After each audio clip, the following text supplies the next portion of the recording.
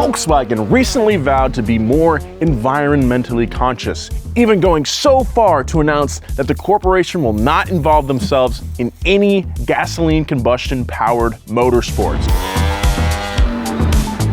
Honestly, it's a pretty good look. And provided they follow through and actually push electric motorsports forward, the move should result in a huge leap in technology. But there's one major downside. Volkswagen might have inadvertently killed Formula One, a sport they're not even involved in. Hey, big thank you to our sponsor this week, Raycon. I've said it before and I'll say it again, I love my Raycon wireless earbuds. They are the best. They have a great sound, the bass is amazing, and the battery lasts for a really long time. It feels like forever. They can be charged up to 4 times from the case before it needs to be recharged. The quality is the same as premium earbuds, but Raycons cost almost half the price. Their latest model, the E25, these are their best ones yet, with 6 hours of playtime, seamless Bluetooth pairing, more bass, and a more compact design that gives you a nice noise isolating fit. It also comes in new fun colors, and when you work in an office with James, it's easy to get distracted, okay? That dude is loud. So click the link in the description or head over to buyraycon.com/donut and get 15% off your order. Thank you, Raycon. Just going off script here real quick. I truly love my Raycons. I never leave the house without them. Get yourself some today. Formula One is the only sport I watch regularly, so this story means a lot to me. But I know a lot of you aren't super into F1, so I'm gonna do my best to lay the foundation for the story without you having to know anything about the sport. We will get to the racing stuff, but for this to make sense, we gotta go back a few years. In 2015, Volkswagen was caught cheating on their emissions tests. Their 2-liter diesel engines were pumping out crazy amounts of pollution, far above the legal limit in the US. Their cars were equipped with defeat devices that could detect when the car was being tested and change how it ran on the fly so it would pass. Once the testing was over, the car would go back to running normally, high on power and emissions. The whole thing was called Dieselgate, and it was a huge freaking deal. Lots of people high up in Volkswagen's ranks knew about it, and they were arrested. Volkswagen was fined billions of dollars and forced to buy back hundreds of thousands of cars all over the world. The whole scandal left a huge black eye on the company. And what's worse, we also found out that they weren't the only ones doing it. In the years since, Volkswagen has been trying to clean up their image. They've installed hundreds of electric car charging stations all over the US and hyped up new electric concept cars. Volkswagen's entire concept line is based off their modular electric drive matrix platform, or MEB. Don't ask me why there's a B in there, because IDK. If I'm being totally honest, the lineup looks great. There's the ID, a futuristic little hatchback city car thing. There's a freaking tasty retro van called the ID Buzz. Then in November, VW unveiled my favorite one, the ID Space Vision with 2 Zs. This thing's all-wheel drive and can allegedly do 0 to 60 in under 5 seconds. If you've been watching this show for a while, you know I'm a huge wagon guy, so I freaking love this thing. But there's one MEB car in particular that threatens the balance of the entire motorsports ecosystem. It's called the ID.R. You've probably heard about this car and how it smashed every lap record in the world. It set an all-time lap record at Pikes Peak. It's the fastest electric car to ever lap the Nürburgring, and it set the all-time record at Goodwood. The Volkswagen ID.R is proof that electric cars can hang with the very best internal combustion cars in the world, and it's a testament to Volkswagen's commitment to electric mobility. But the ID.R's speed isn't what threatens gas-powered race cars. It's what the ID.R represents to Volkswagen that does. In a statement released in November of last year, Volkswagen announced that they will, quote, be focusing their motorsport strategy on e-mobility. In this press release, they remind everyone that the ID.R was freaking sick, and that motorsport is the ultimate, quote, dynamic laboratory for the development of future production cars, and on the other, as a convincing marketing platform to inspire people even more towards electric mobility. What Volkswagen is saying is that they're so confident in their electric future that when people see their cars at a racetrack, they'll be like, well, those things kick ass, guess I should go buy that space wagon now. But what the press release didn't say is how deeply this move will affect the entire racing world. Volkswagen is not a small company. They own a lot of brands that you've definitely heard of. Audi, Porsche, Lamborghini, Bentley, Skoda, even motorcycle maker Ducati. All of these brands have a racing department, and all of them will be affected. And by extension, so will all of the classes that these brands race in. Can you imagine touring car racing without Audi and Porsche? What about MotoGP without Ducati?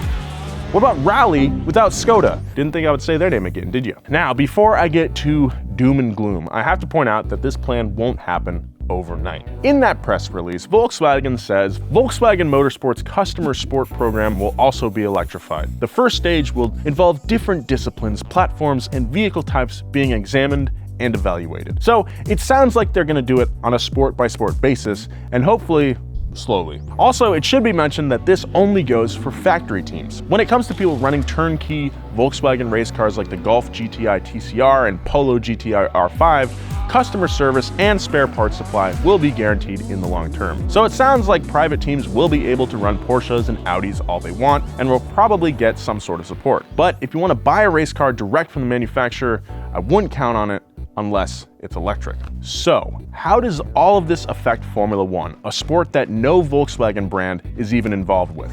Well, to answer that question, we need to enter the speculation zone.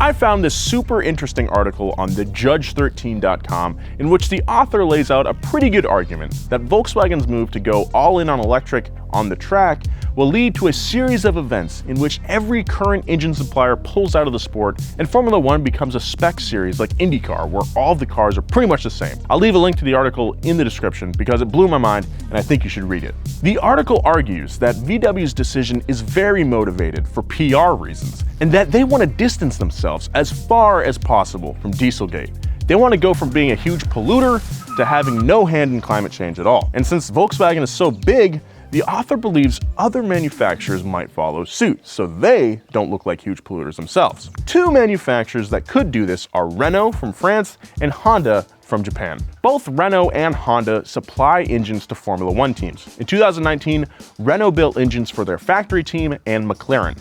Honda built engines for two teams, Red Bull and Toro Rosso. The rest of the field is powered by either Mercedes or Ferrari-built power units. If Honda pulled out of Formula One, the consequences for Red Bull and Toro Rosso would be dire. The Red Bull car is actually really freaking good and was able to bring the fight to Merc and Ferrari last year with their less powerful Honda engine. Would Ferrari or Mercedes willingly sell their engines to their biggest threat? I don't think so. And that's just what would happen if Honda left. What if Renault left too? It could happen. Since the downfall of disgraced Renault CEO Carlos Ghosn, the boardroom over there has been insane. According to motorsport.com, Clotilde Delbos, I butchered that, Renault's interim chief executive raised eyebrows when she confirmed a deep review of the company's business, which included its continued participation in F1. Renault is looking into the possibility of exiting. No doubt they saw VW's electric motorsport announcement and thought, maybe we could pull the shoot too. That's my French. If both Honda and Renault left Formula One around the same time, the chain reaction that would follow would most likely change the entire sport in a massive way. We're seeing the electric car market take off as we speak. If everyone starts buying electric cars over gas-powered ones, Honda and Renault probably aren't going to see any reason to keep developing their gas engines. Heck, Mercedes already thinks this. You might remember from a few weeks ago, but Mercedes stopped development on their internal combustion engines because as far as they're concerned, theirs is as good as they're ever going to make it. So they have to be asking, why keep spending money on new racing engines if we're done perfecting those for the consumer? A key point for the Honda pullout theory that the Judge 13 brings up is that Honda recently committed to powering Red Bull through 2021, but no word on anything after that. On top of that, Honda announced last year at the Geneva Auto Show that they plan on only selling electric cars in Europe by 2025. That's some pretty compelling evidence, but I'm not convinced that a Honda exit would happen overnight. In early January, lead Red Bull driver Max Verstappen extended his contract with Red Bull to 2023. This is pretty huge. Max is insanely talented and could easily fight for a championship in a Mercedes or Ferrari if he wanted to. Staying with Red Bull for 3 more years tells me that Honda will probably stick around that long to support him. But of course, I could be totally wrong. This is the speculation zone after all. Maybe Honda does leave in 2021 with Renault right behind them. Maybe Mercedes says peace out and focuses on their Formula E electric racing effort, fighting against Porsche, a Volkswagen brand. Maybe all the top F1 talent moves to Formula E as the cars get even better. Maybe there will be a day where that electric Formula E car totally embarrasses a Formula 1 car at a classic circuit like Monaco. Maybe the cars will be so unbelievably fast that we'll forget what we were worried about in the first place. I'm sold, man. I'm sold. This is the shit, right? Look at this guy! And just watch some good ass racing. Maybe. All right, so what do you think? Is Formula 1 doomed? I mean, a theme in all of the electric car wheelhouse episodes is that it is gonna happen eventually, the takeover. It's going to happen. It's just inevitable. But I don't think it'll be as fast as people are afraid of. Look, I get it. I love the engine noise. I mean, you go to a drag strip, gas-powered cars just sound better. That's the truth.